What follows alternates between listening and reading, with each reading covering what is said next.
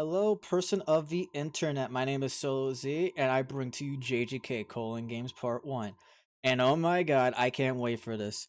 Though I know this episode should be slower, from what I read in the manga, this should be explaining the Culling Games.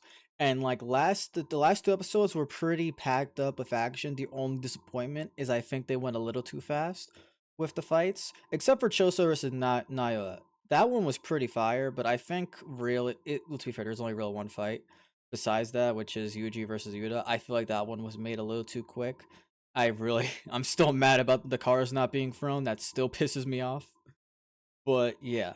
Anyhow, this is probably going to be explaining most of the Culling Games, and I'm going to cover more of the basics of the Culling Games after the episode, as I feel like it can be kind of confusing, especially how it was in the manga. The amount you had to read was crazy.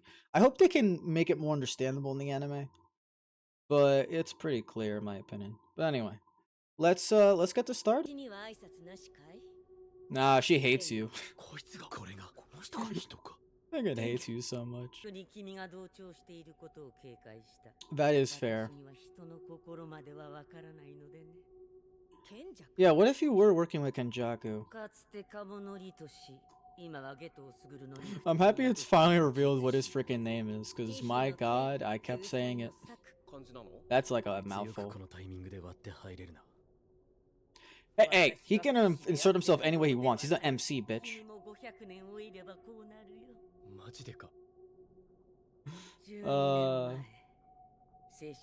Tell that to every other anime that lives that long.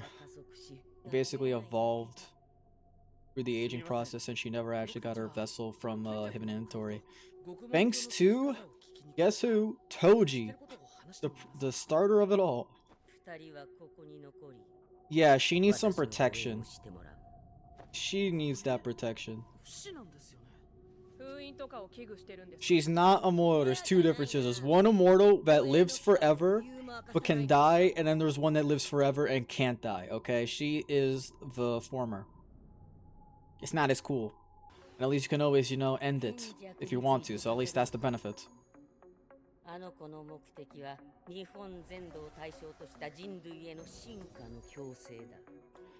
Yes. He basically wants chimpanzees, or monkeys as Geta would say, to turn into real humans. Yeah, the barrier techniques is the only reason she's even got her shape anymore.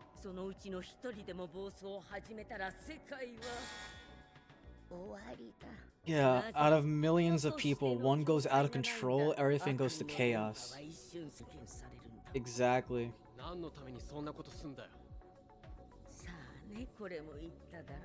He's just quirky that way, Itadori.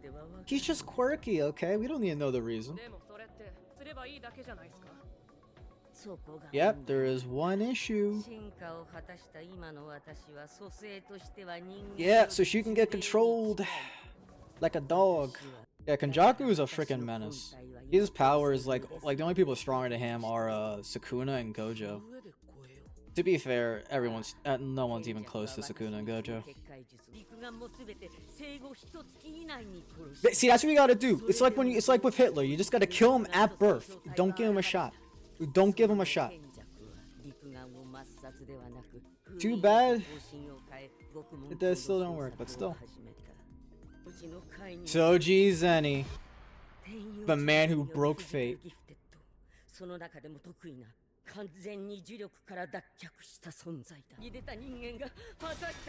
Yeah, he just said fuck you to fate and shattered it, killing the Star Plasm vessel.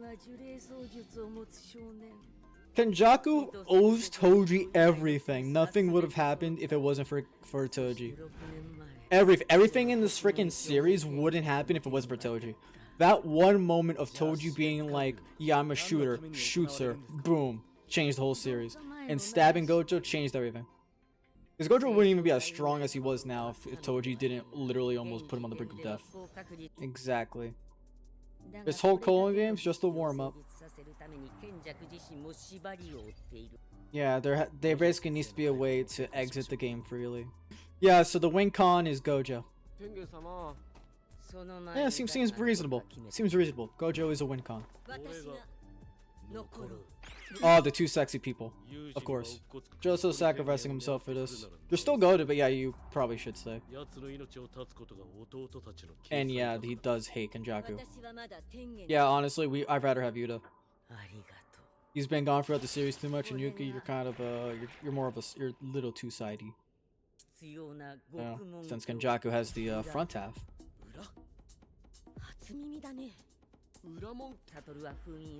It's basically two ways to get into it. It's like a dimension that it opens up into. Yeah. The back door must be broken into, if you know what I mean, huh? Gotta break into that back door, baby.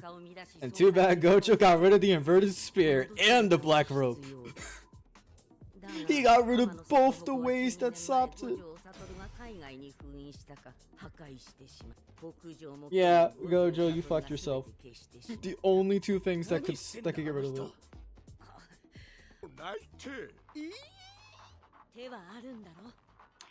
That wait, is that supposed to be like an African, like, what? What was that voice acting? Ah, Angel. It's pretty self-explanatory why she's called Angel, huh? Yeah, she's a really good counter to most people. I will say the visuals on this are really good. Like, I thought the manga did okay, but they've made this conversation that takes like a couple chapters into something very dynamic. See, this is how you do dialogue, not what One Punch Man Season 3 did, where it was just like, oh, yeah, we're just gonna have the mouth move, no facial movement, no nothing. Not gonna, just a stiff board. Nah, this is how you do a conversation. This is keeping me engaged, even though I know all of this already. That is a question. Would he become like a normal panda? Or a stuffed panda?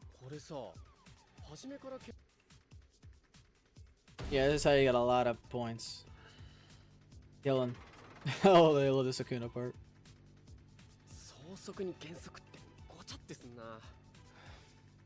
Yeah, killing non-sorcerers gives you points is freaking crazy. The fact Kenjaku made this really shows you how freaking crazy he is at barriers. Yeah, but you can modify them by using a rule that contradicts it. Squad. Oh yes, I can't wait until she goes to Zenin clan. We all know what's happening there.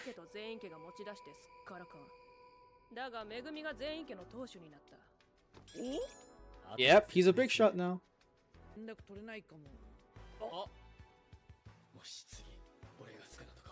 Oh yeah, what happened to that, didn't it?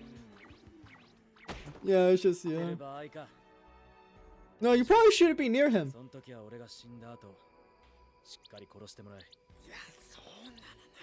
Yeah, that's exactly. Like, stop being suicidal. This is why you shouldn't have Maharaga. Maharaga should not be allowed to you. You are too emo. Oh, Akari. Let's go. My boy Akari. Yeah, we do need Akari. He's freaking cool as hell.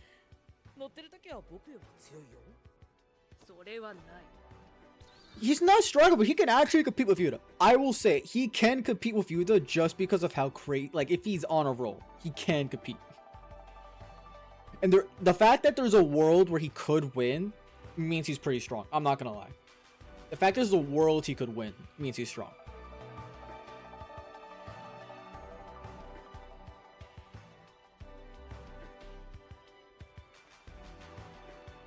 Interesting.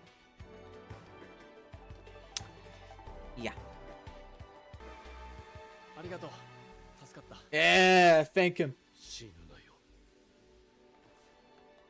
Oh, that's just some swagger right there. I really love how they've been doing the art and dude, the art and direction has been so nice. It's been so nice, man. Ah, Takaba, huh? I do not remember him showing up this early. Oh, wait, no, I remember this part. Never mind. Hey, he's plenty funny in moments. In very small, incremented moments. Though he does have one part where he's incredibly funny. He's funny sometimes. Maybe. Yeah, he's probably funnier now when he gets powers, but yeah, he's pretty funny. Yeah. Oh yeah, that's so true. There's so many people who aren't that funny and make it big. Kevin Hart, he ain't that funny. He used to be a bit, but my god, he's gone so stale, out of touch. Everything. Some of these other comedians, out of touch fuckers. No comedy amongst them. 50-50 is great odds. Just ask Akari. Oh man, Akaba's great. Well, that was the Culling Games rules. My god, you should have read it in the manga. It wasn't even a little bit less confusing. My god. Especially where I'm watching it, the subtitles do not help much, man. They do not help much. Luckily, I understand the rules pretty well. You basically, their goal is you need 100 points. Because every 100 points they get, they can make new rules, and those new rules they can use to help people get out of the Culling Games. That's basically what their goal is. And then they're trying to find Angel to get the free Gojo. That's basically their win con. Get 100 points and do that. Now, they're most likely going to try and get someone to, like, I cannot really speculate, but, like, the best way they can get this is because they probably won't kill a lot of people, but maybe Yuta would. Yuta would kill a lot of people. But when it comes to that, they have to make a rule to transfer points, or they have to make a rule to yeah, they have to make a rule to exit the colonies in like sorry, exit the game. That's basically what they have to do. There has to be like multiple sets of rules to do that. So like their end goal is just get a lot of points. Yuta's definitely gonna be the first one. Then there's like there's other ways that they get that. Obviously, I know the ways because I read the manga, but there's a lot of like different stuff to the Culling Games. But that's like the simplest way to put it. There's no reason to really pay much attention to anything else. Just know there's 10 days or else Sumuki's Megami sister is basically screwed because she'll die. Um, because basically getting something removed from the brain directly could easily just kill you. But yeah.